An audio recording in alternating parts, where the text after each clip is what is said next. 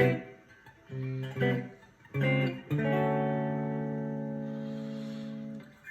folks, I hope you're all safe, staying safe out there. I'm still locked down. Here I am in my living room, and I want to review this guitar. This is a brand new Epiphone Uptown Cat. It's the fourth in their Cat series. They had the Flame Cat, the Alley Cat, and I forget what the other cat was, but they're all basically the same body style, with different pickups and other configurations. This configuration that they call the Uptown Cat is, first of all, it's $100 more than their other cats. This is $599 generally, and it's got some features that make it maybe worth an extra $100. I have my tuner on here. I'll even take that off so you can see the headstock, if you can. I'm going to show you the guitar as best as I can on this little iPhone of mine. I don't usually do a lot of guitar reviews. I've done a few. I usually only do a review when I really like the guitar. I buy a lot of guitars and then end up selling a lot of guitars. This one's kind of different because I'm not sure I like it. There's a lot to be said good for it, but I'm not in love with it by any stretch of the imagination.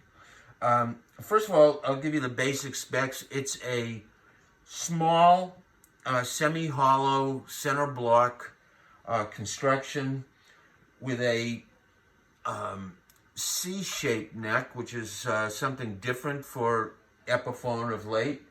It has 24 3/4 inch scale and a trapeze tailpiece. The combination of a trapeze tailpiece, and the shorter scale creates a pretty loose strings. If you're used to playing 10s, you might want to go to 11s. If you're used to 9s, you might want to go to 10s. I play pretty light strings. I've gone to 9.5s on this. Part of the problem is that typically on a trapeze tailpiece, you've got a little bit more area for the strings to fall back. This tailpiece is pretty close, so the result is this string angle here is pretty small. It's sharp enough to keep the strings on the bridge, but it does create some very stretchy situations.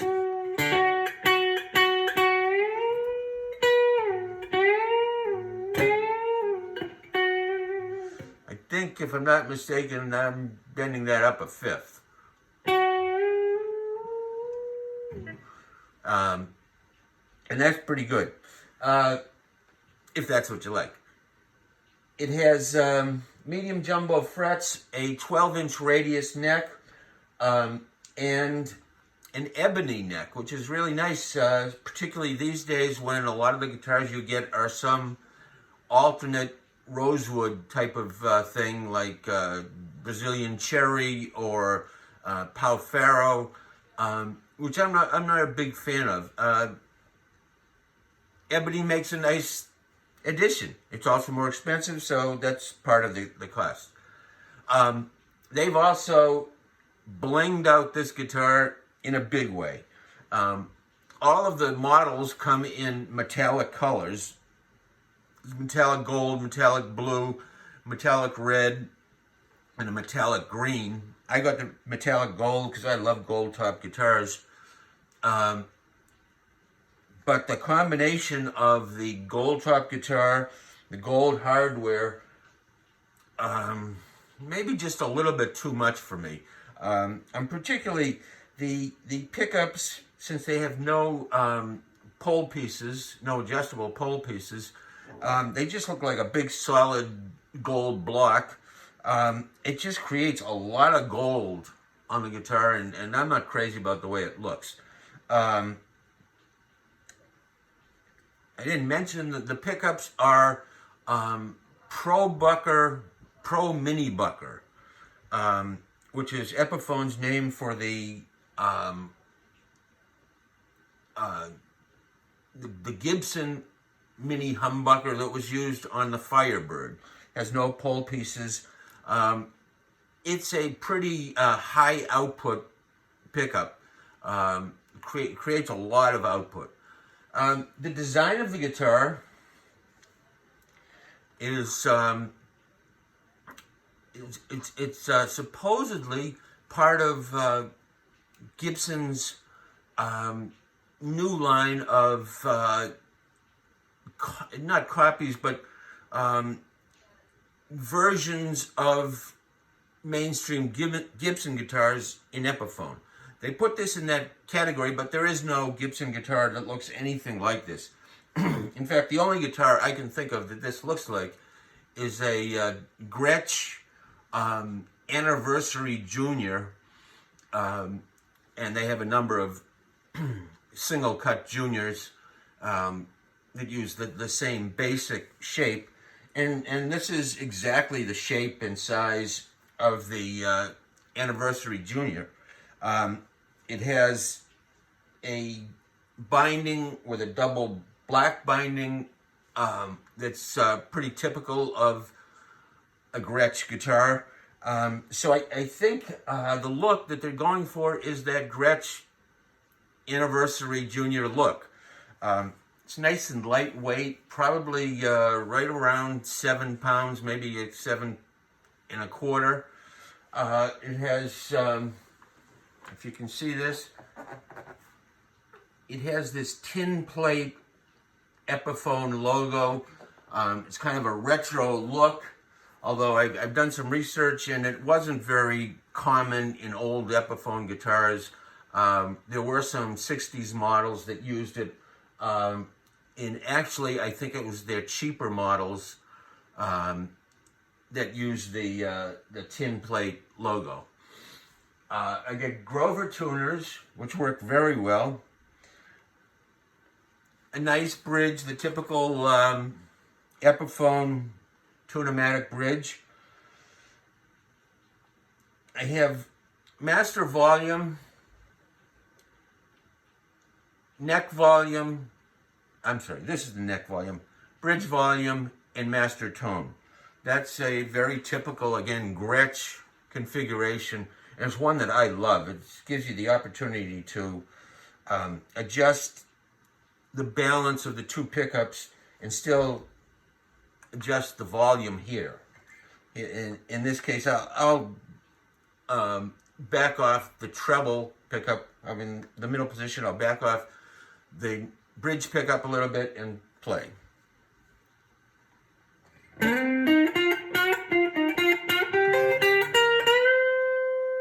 Now, if I played with both of them, it would sound like this.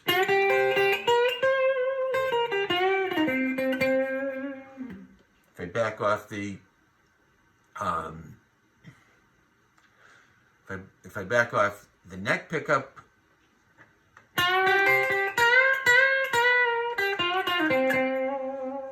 I get that sound.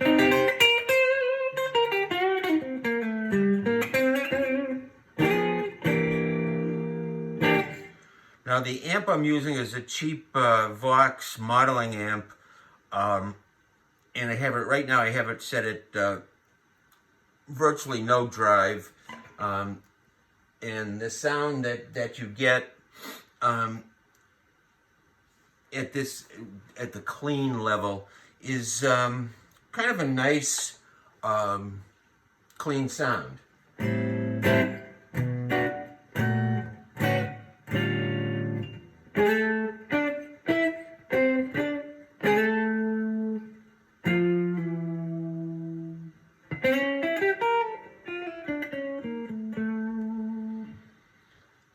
In the middle position, again, you get a nice clean sound.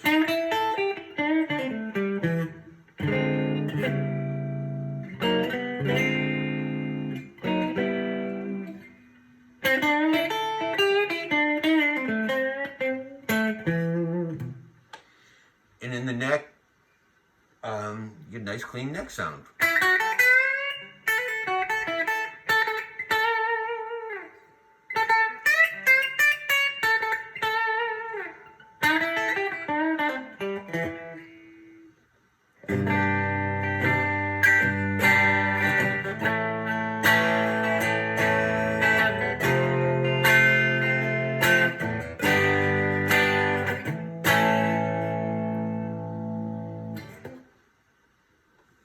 If I turn the drive up a little bit, we'll go through them again.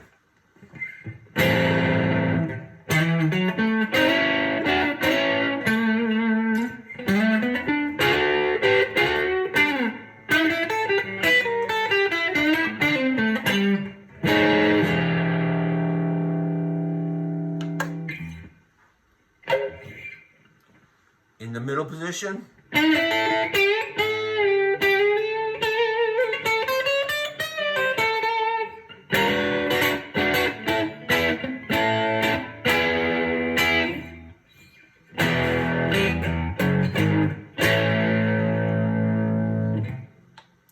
And in the bridge position.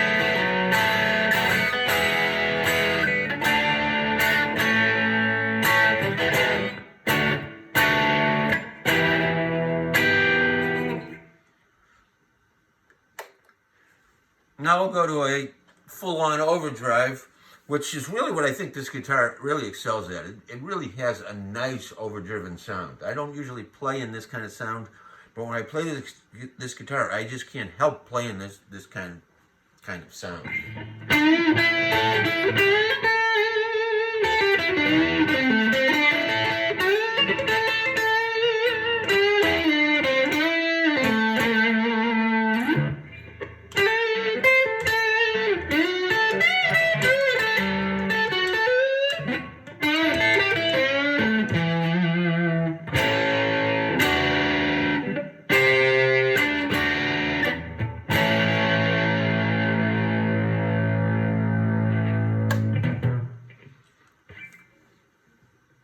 In the middle position.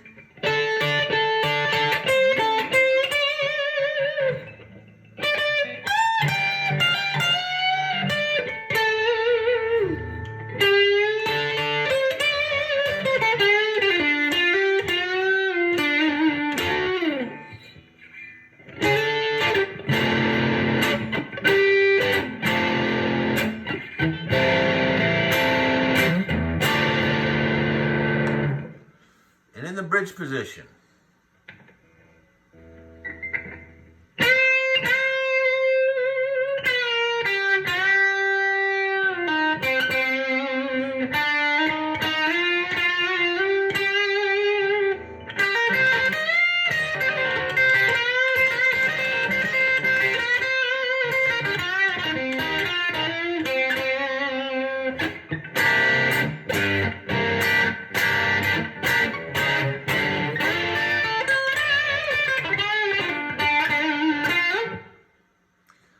So that's pretty much the way they sound in the different positions. And let me tell you a little bit about what I like and what I don't like about this guitar. First of all, the quality control on it was a little bit disappointing. The finish, particularly around the neck, and I'm not going to be able to show you this, is a little sloppy. Some of the trim around the binding is a little sloppy. The frets were actually nicely dressed or sanded, but there were rough fret ends, which is unusual to have one of the if you're going to have one or the other, you're usually going to have the rough fret ends with a rough frets. It's not a big deal. When I pay for a cheap guitar, and I forget where this was made. It was made in China. When I pay for a guitar that's made in China, I kind of expect that I'm going to file the edges of the frets. And if you've never done it, it's really easy. Get yourself some O sandpaper. I use a sanding block with a O sanding block. And I run up and down the edges of the frets for a couple of minutes, and it goes away. I don't know how old the wood is that this guitar is made of. It may dry out, and I may need to do it again at some point. But for right now, it's nice and smooth because I trimmed it. That's one of my problems. The other is, given the way the guitar looks, I was expecting to be able to get some kind of jangly sound out of this. There really isn't, that rockabilly, Gretschy sound that I can get here. It's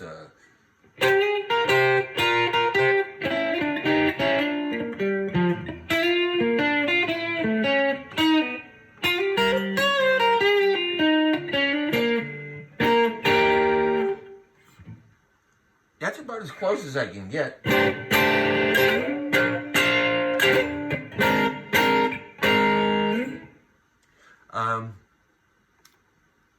I would like to have I would give up some of the high output for a little bit more jangle. And other than that, it's not a bad guitar. $5.99 nowadays is not a bad price for a guitar. You might want to look at the colors. The gold with the gold is a little bit too much. I've seen someone do a video with the metallic red with gold. That looked pretty nice. And that's about all I can say. I probably won't keep this. It'll probably be on sale on eBay in another couple of weeks. But it was fun having it. And like I said, I do like to crank it up. It's not my style particularly, but sometimes it's fun to let go. And when you're in lockdown, what's a better excuse than getting a new guitar and cranking it up? So until the next time, everybody stay safe, and I'll see you later.